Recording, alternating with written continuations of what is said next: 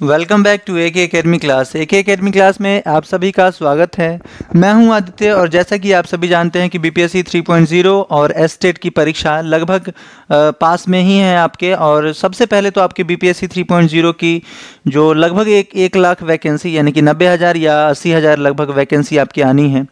तो यहाँ पे यदि आपका विषय हिंदी रहा है ग्रेजुएशन में, और जिस वजह से आपने जो बीएड किया होगा वो भी हिंदी से ही किया होगा, और यदि आपने हिंदी विषय से ग्रेजुएशन किया है और बीएड किया है तो ये क्लास आपके लिए है। और यदि आपने नहीं भी किया है फिर भी आप हिंदी के लिए, जो कि व्याकरण से संबंधित सवाल आप चाहे किसी भी विषय से पढ़े हों, बीएड किए हों, तो वहाँ पे आपको पूछा जाता है 15 नंबर का सवाल। वो कॉमन है, सबके लिए होता है, ठीक है। तो आप इस क्लास में बने रह सकते हैं। और यदि आपको क्लास पसंद आती है तो क्लास को सब्सक्राइब कर लेंगे और एक बार इस वीडियो को अपने सभी मित्रों के बीच ज़रूर एक बार शेयर करेंगे, ये गुजारिश है आप सभी मित्रों से। तो चलिए हम अपने क्लास को स्टार्ट करते हैं और देखते हैं हमारे क्लास का पहला सवाल क्या है। फ्रेंड्स, पहला सवाल आपसे पूछा गया है, इनमें से कौन सा प्रदेश हिंदी क्षेत्र के अंतर्गत नहीं है। विकल्प है मैथिली, भोजपुरी, अवधी या कन्नौजी। जल्द से बताएंगे कौन सा प्रदेश हिंदी क्षेत्र के अंतर्गत नहीं है।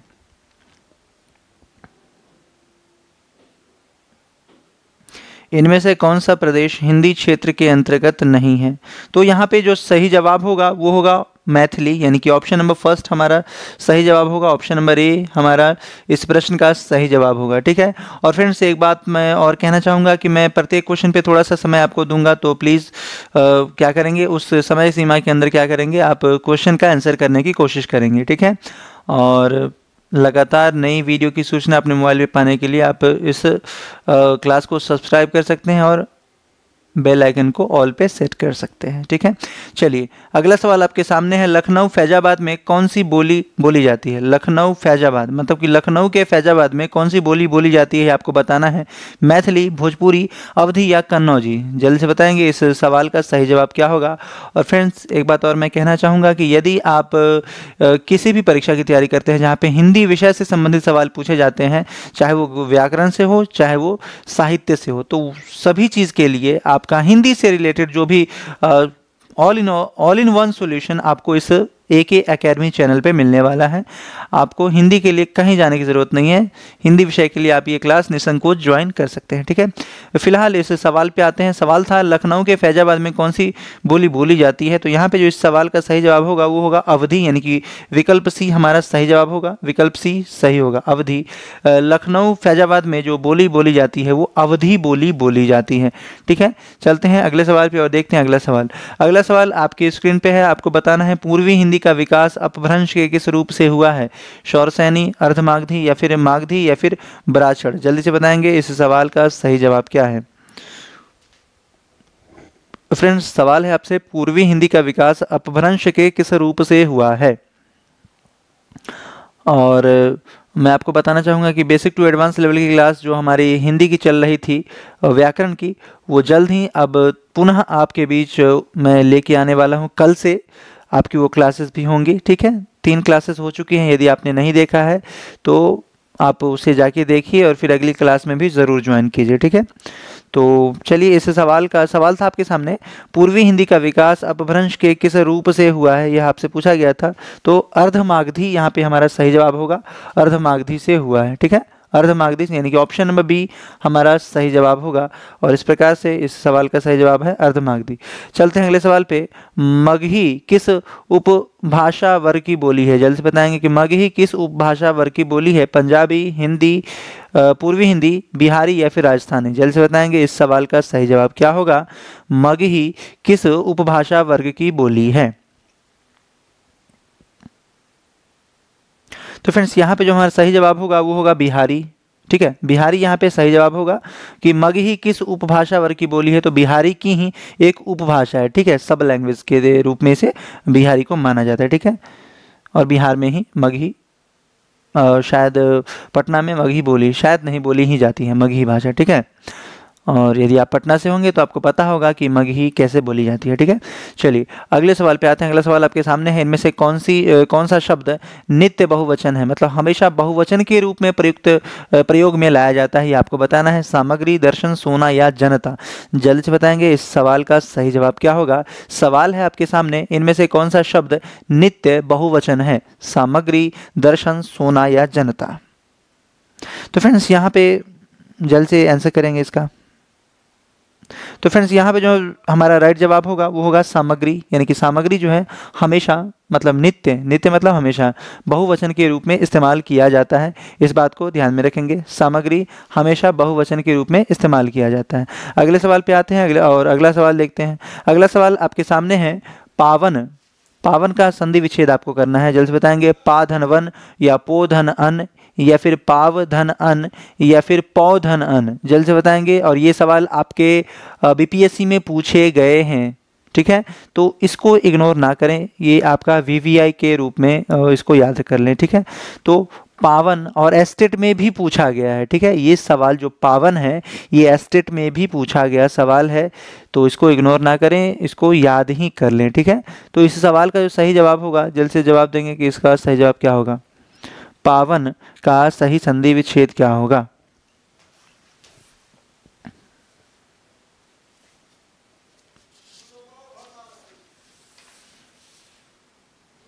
तो फ्रेंड्स यहाँ पे जो हमारा सही जवाब होगा पो धन अन।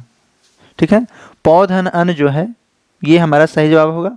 पौ धन अन जो है ये पावन, इसका सही संधि विच्छेद होगा। ठीक है, पवन का संधि विच्छेद जो होगा वो क्या होगा, जल्दी से कमेंट करके आप बताइए। ये पावन है तो पावन के लिए आपने लिखा पौ धन अन, पावन, और पवन लिखना होगा तो उसके लिए संधि विच्छेद क्या होगा, आप कमेंट करके आपको बताना है। अगला सवाल आपकी स्क्रीन पे आपको बताना है, श्यामल शब्द व्याकरण की दृष्टि से क्या है, संज्ञा, क्रिया, विशेषण या फिर अव्यय, जल्दी से बताएंगे कि श्यामल शब्द व्याकरण की दृष्टि से क्या है।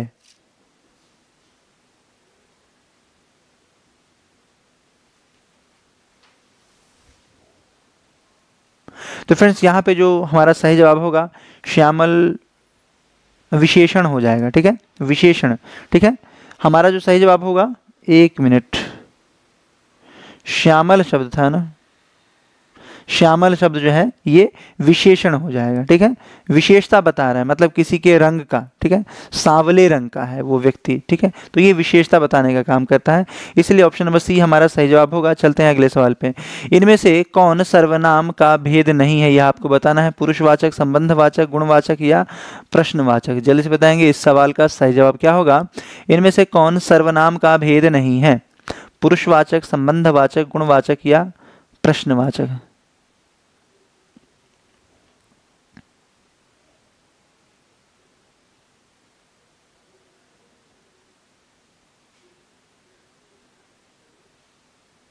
तो फ्रेंड्स यहाँ पे सवाल था कि सर्वनाम का भेद नहीं है, तो संबंधवाचक जो होगा ये हमारा सही जवाब होगा, संबंधवाचक। ठीक है, संबंधवाचक हमारा सही जवाब होगा।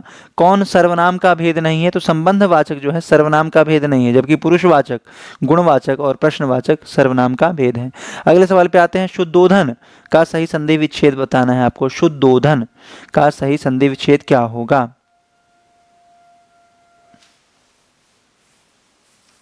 जल्दी से बताएंगे फ्रेंड्स कि शुद्धोधन का सही संधि विच्छेद क्या होगा। और आई एम सॉरी, ये सवाल तो मैंने आपके लिए रखा है, एक मिनट। ये सवाल आप सभी मित्रों को बताना है कमेंट करके कि शुद्धोधन का सही संधि विच्छेद क्या होगा। ठीक है, और हम चलते हैं अगले सवाल पे और देखते हैं हमारे क्लास का अगला सवाल। अगला सवाल आपके सामने है, गायक का सही संधि विच्छेद क्या होगा। जल्दी से बताएंगे, आपको इस सवाल का जवाब देना है। गायक का संधि विच्छेद क्या होगा। गा धन यक या फिर गाय धन क या फिर गे धन अक या फिर गौ धन अक, सही जवाब क्या होगा, जल्दी से बताएंगे। तो फ्रेंड्स यहाँ पे गौ धन अक जो है सही जवाब होगा, यानी कि ऑप्शन नंबर डी हमारा सही जवाब होगा, डी। ठीक है, डी हमारा सही जवाब है, गौ धन अक, गायक। ओके, चलते हैं अगले सवाल पे। साध्वी का संधि विच्छेद बताएं। साध्वी का संधि विच्छेद क्या होगा। साधन ध्वी या फिर साधु धनवी या फिर साधु धन बड़ी या फिर कोई नहीं। जल्द से बताएंगे कि इसका सही जवाब क्या होगा। साध्वी का संधि विच्छेद आपको करना है। तो फ्रेंड्स यहाँ पे जो सही जवाब होगा साधु धन बड़ी, यानी कि ऑप्शन नंबर थर्ड हमारा सही जवाब होगा साधु धन बड़ी, यही हमारा हो जाएगा साध्वी। ओके, यहाँ पे आप देख रहे होंगे ये बड़ी की मात्रा है। ठीक है, चलते हैं अगले सवाल पे और देखते हैं अगला सवाल। वास्तविक स्वास्तिक का संधि विच्छेद बताएं। स्वधन अस्तिक या फिर सुधन अस्ति या फिर सुधन अस्ति या फिर स्वधन अस्ति। जल्द से बताएंगे किसका सही जवाब क्या होगा। स्वास्ति का संधि विच्छेद। तो फ्रेंड्स यहाँ पे इस सवाल का सही जवाब करने की कोशिश करेंगे, और यदि आप इस क्लास में नए हैं तो क्लास को सब्सक्राइब ज़रूर कर लें, और एक बार इस वीडियो को अपने सभी सोशल मीडिया प्लेटफॉर्म पे आपसे रिक्वेस्ट है कि एक बार ज़रूर शेयर करें ताकि ज़्यादा से ज़्यादा मित्र जुड़ पाएँ इससे। ठीक है, तो यहाँ पे स्वास्ति का जो सही संधि विच्छेद होगा वो होगा सुधन अस्ति। सुधन अस्ति सही संधि विच्छेद होगा, सुधन अस्ति। ठीक है, ऑप्शन नंबर सी। ठीक है, चलते हैं अगले सवाल पे और देखते हैं हमारे क्लास का अगला सवाल। अगला सवाल आपके सामने है। इनमें से विशेषण का भेद कौन सा नहीं है। गुणवाचक, पुरुषवाचक, सर्वनामिक या फिर परिमाणबोधक। जल्द से बताएंगे इनमें से विशेषण का भेद कौन सा नहीं है।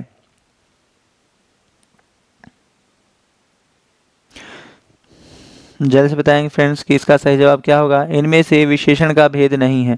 तो फ्रेंड्स ये पुरुषवाचक जो होगा ये विशेषण का भेद नहीं है। पुरुषवाचक जो है ये विशेषण का भेद नहीं है, आपको याद रखना है। चलते हैं अगले सवाल पे। तो अगला सवाल आपके सामने है। इनमें से कौन सा शब्द सर्वनाम नहीं है, यह आपको बताना है। कुछ ने, जान या फिर क्या या फिर कौन या फिर इधर। जल्द से बताएंगे कौन सा शब्द सर्वनाम नहीं है, यह आपको बताना है।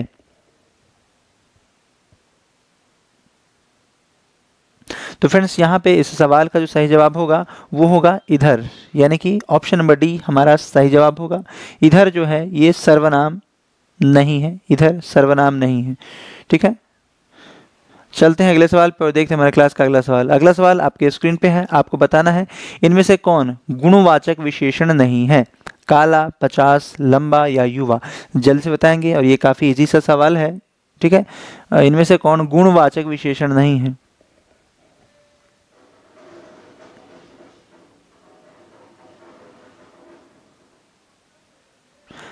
तो फ्रेंड्स यहाँ पे जो सही जवाब होगा वो होगा 50। ये गुणवाचक विशेषण नहीं है। ठीक है, 50 जो संख्या होती है, ठीक है, ये गुणवाचक विशेषण नहीं है। जबकि काला, काला व्यक्ति या फिर काला कलम की ओर दिखाता है, मतलब इशारा करता है। लंबा, लंबा व्यक्ति भी या फिर लंबा कलम या फिर लंबा टेबल कुर्सी कुछ भी। युवा मतलब युवा व्यक्ति। ठीक है, तो ये विशेषता बताने वाली बात है, लेकिन गुणवाचक विशेषण नहीं है। तो मतलब वो सारे गुण को बता रहे हैं। ठीक है, पर ये जो बी में है 50 ये एक संख्या है। ठीक है, इसलिए हमारा सही जवाब होगा वही। अगला सवाल आपके सामने है। वह आदमी अच्छा नहीं है में वह शब्द क्या है। संज्ञा, विशेषण, सर्वनाम या फिर अव्यय। जल्द से बताएंगे इस सवाल का सही जवाब क्या होगा। वह आदमी अच्छा नहीं है में वह शब्द क्या है।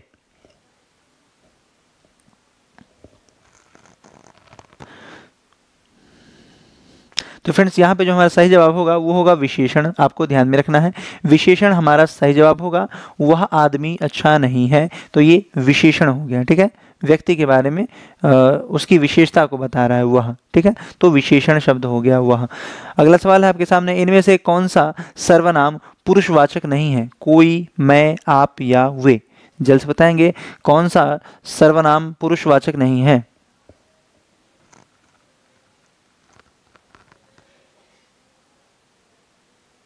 तो फ्रेंड्स यहाँ पे जो हमारा सही जवाब होगा वो होगा आप। ठीक है, आप जो है ये हमारा सही जवाब होगा आप। ठीक है, सी के साथ चलते हैं। इनमें से कौन सा सर्वनाम पुरुषवाचक नहीं है। तो आप जो सर्वनाम है वो पुरुषवाचक नहीं है। ठीक है, चलते हैं अगले सवाल पे और देखते हैं हमारे क्लास का अगला सवाल। कई लोग आए थे, इस वाक्य में कई किस प्रकार का विशेषण है। गुणवाचक, क्रमवाचक, निश्चित संख्यावाचक या फिर अनिश्चित संख्यावाचक? जल्द से बताएंगे। कई लोग आए थे, इस वाक्य में कई किस प्रकार का विशेषण को बता रहा है? और फ्रेंड्स आपके लिए यदि आप एसटेट का एग्जाम देने जा रहे हैं या फिर बीपीएससी 3.0 या फिर 3.4 जो आपका आने वाला है, सभी में आपका, या फिर यूपी कांस्टेबल की ही तैयारी करते हैं, तो जहाँ भी हिंदी पूछी जाती है उसके लिए आप ये क्लास ज्वाइन कर सकते हैं। आपके लिए ये क्लास है, आपको इससे फ़ायदा बहुत मिलने वाला है। ठीक है, तो आपको क्या करना है, यदि आपका मन मतलब करे तो इस वीडियो को थोड़ा सा स्पीड करके आप 1-2 बार देख करके आप इसे यूं ही याद कर सकते हैं। आपको इसे लिखने की भी ज़रूरत नहीं पड़ेगी यदि 2 बार 3 बार वीडियो को देख लिए तो। ठीक है, तो इस सवाल का जो सही जवाब होगा, कई लोग आए थे, इस वाक्य में कई किस प्रकार का विशेषण है यह आपको बताना था। तो यहाँ पे जो सही जवाब होगा वो होगा अनिश्चित वाचक संख्या। ठीक है, अनिश्चित वाचक मतलब कई लोग आए थे ना, कई लोग में मतलब यहाँ पे गिनती, निश्चित संख्यावाचक तो नहीं कहेंगे, कर्मवाचक से कोई मतलब ही नहीं है, गुणवाचक से भी कोई मतलब यहाँ पे नहीं है। सही जवाब जो होगा वो होगा अनिश्चित संख्यावाचक। ठीक है, कई लोग आए थे, बहुत सारे। मैं खाना खाकर सो गया, इस वाक्य में खाकर क्रिया किस प्रकार की है? खाकर जो क्रिया है वह किस प्रकार की है यह आपको बताना है। मैं खाना खाकर सो गया, तो खाकर जो क्रिया है वह किस प्रकार की क्रिया है? ठीक है, ये आपको बताना है। सहायक क्रिया, पूर्वकालिक क्रिया, संयुक्त क्रिया या फिर नामबोधक क्रिया। फ्रेंड्स मैं आपको बता दूं कि क्रिया से संबंधित सवाल आपके बीपीएससी में पूछे जाते हैं, तो इसीलिए आपका ये सवाल वीवीआई हो जाता है। ठीक है, क्रिया से संबंधित सवाल, और ये सारी बातें क्रिया भी हम आपको बेसिक टू एडवांस लेवल जो हमारा चल रहा है, ये ग्रामर का, व्याकरण, हिंदी व्याकरण का, उसमें हम डिटेल लेके आने वाले हैं, तो वो भी क्लास आपको मिलेगी कल से। ठीक है, और जो पुरानी क्लास हो चुकी है वो उसको एक बार ज़रूर देख लें। ठीक है, क्योंकि उसके बाद ही हम फिर आगे आप देखिएगा तो बेहतर तरीके से आपको समझ में आएंगी सारी बातें। ठीक है, तो यहाँ पे जो सही जवाब होगा वो कि मैं खाना खाकर सो गया था, इस वाक्य में खाकर क्रिया किस प्रकार की क्रिया में आता है? तो पूर्वकालिक क्रिया में आएगा। ठीक है, पूर्वकालिक क्रिया मतलब मैं पहले खाना खाया और खा करके सो गया। ठीक है, मैं खाना खाकर सो गया। ठीक है, तो खाकर सो गया क्या है? पूर्वकालिक क्रिया, पहले खाया फिर सो गया। ठीक है, तो ऑप्शन नंबर बी हमारा सेकंड ऑप्शन सही जवाब होगा। अगला सवाल आपके सामने, जगदम्बा का सही संधि विच्छेद क्या होगा? जग धन दम्बा, या फिर सेकंड होगा जगद धन मब्बा, या फिर ऑप्शन नंबर थर्ड जगत धन अम्बा, या फिर ऑप्शन नंबर फोर्थ जगद धन अम्बा। सही जवाब क्या होगा जल्द से बताएंगे।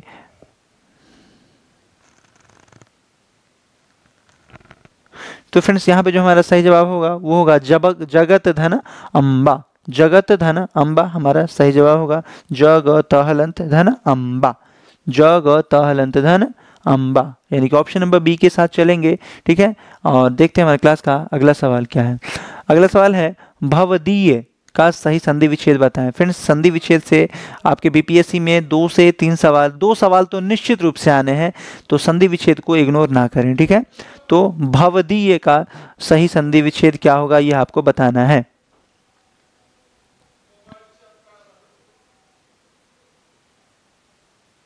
तो फ्रेंड्स यहाँ पे जो हमारा सही जवाब होगा वो होगा भव तहलंत धन दीय। ठीक है, भव तहलंत धन ईय, भव तहलंत धन ईय, यानी कि ऑप्शन नंबर फर्स्ट हमारा सही जवाब होगा।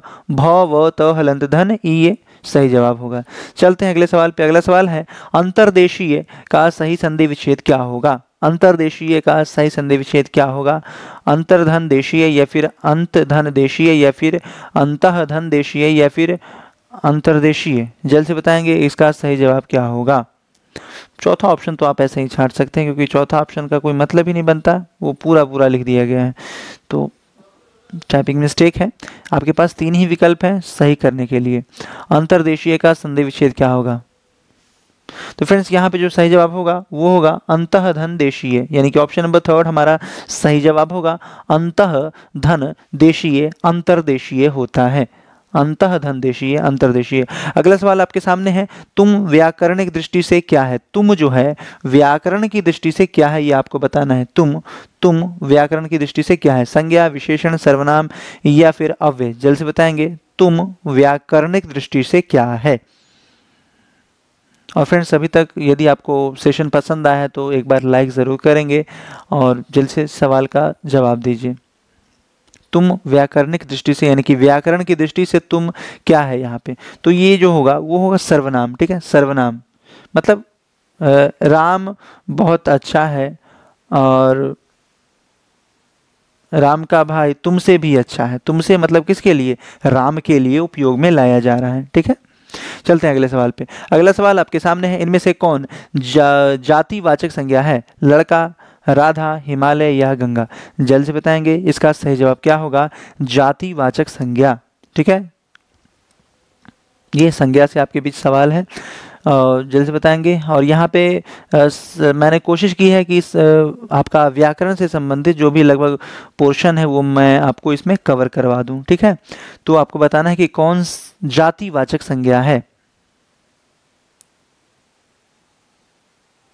तो फ्रेंड्स लड़का जो है ये जातिवाचक संज्ञा है, यानी कि ऑप्शन नंबर फर्स्ट हमारा सही जवाब होगा, लड़का जातिवाचक संज्ञा है। ठीक है, और अगला सवाल है आपके सामने, कौन आया था में कौन शब्द क्या है। जैसे बताएंगे विशेषण, संज्ञा, सर्वनाम या फिर क्रिया। कौन आया था में कौन जो है क्या है, यह आपको बताना है। तो फ्रेंड्स यहाँ पे जो हमारा सही जवाब होगा क्या होगा, कौन आया था। तो फ्रेंड्स ये होगा सर्वनाम। ठीक है, सर्वनाम हमारा सही जवाब होगा, सर्वनाम के साथ चलेंगे। सर्वनाम यानी कि ऑप्शन नंबर थर्ड हमारा सही जवाब होगा, ऑप्शन नंबर सी। ठीक है, कौन आया था में शब्द जो है कौन, वो क्या है, सर्वनाम है। ठीक है, तो आशा करते हैं कि आपको ये सेशन आप सभी मित्रों को पसंद आया होगा। सभी मित्रों को यदि आपको क्लास पसंद आई है तो क्लास को सब्सक्राइब कर लेंगे और एक बार इस वीडियो को अपने सभी मित्रों के बीच ज़रूर शेयर करेंगे। मिलते हैं कल आपके हिंदी के क्लास के साथ, ये बेसिक टू एडवांस लेवल की जो हम चलते हैं लेके सो, और साथ में ये प्रैक्टिस सेशन की दोनों क्लासेस आपकी कल से फिर होंगी। ठीक है, तो मिलते हैं अगले दिन। तब तक के लिए क्लास में जो वीडियो है आप उसका अभ्यास कर सकते हैं।